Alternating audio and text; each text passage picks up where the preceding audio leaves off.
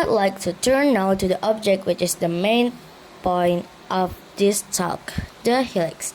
This is a fascinating mathematical object which touches many parts of our life.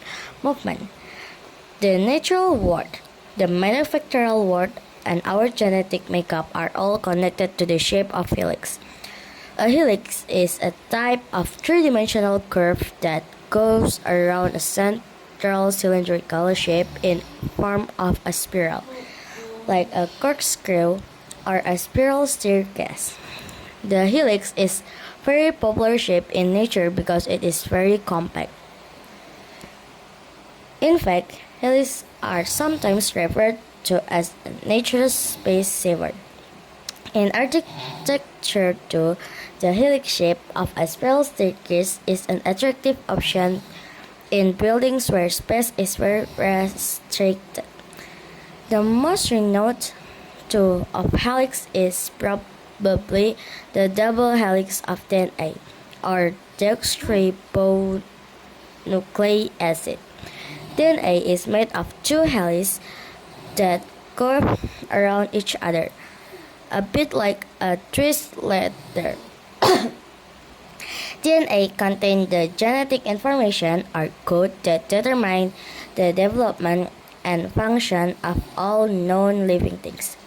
The helix shape is a very efficient way to store a long molecule like DNA in the limited space of a cell.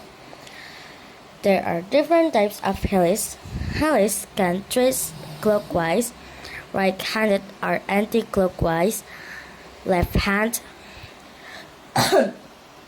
An interesting experiment is to hold clockwise helix, such as a corkscrew, up to a mirror. The clockwise helix appears to become counterclockwise. We can perceive examples of helix in many areas of our world. Spiral staircase, cables, screws, and ropes can be right-hand or left-hand helix.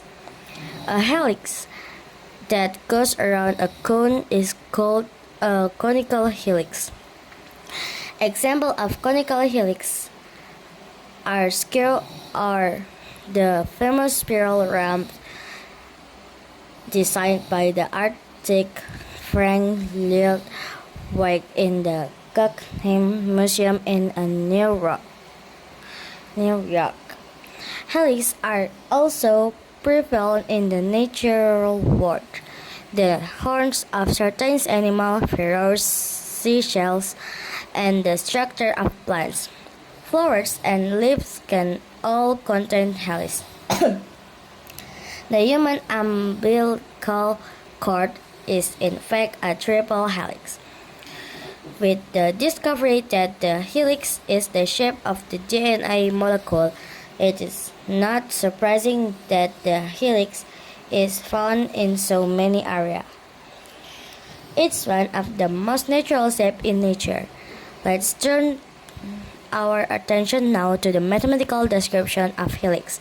You'll need a pen and paper for the next part of talk, as I'm going to give you some variables to write down. Take your time to notice the difference.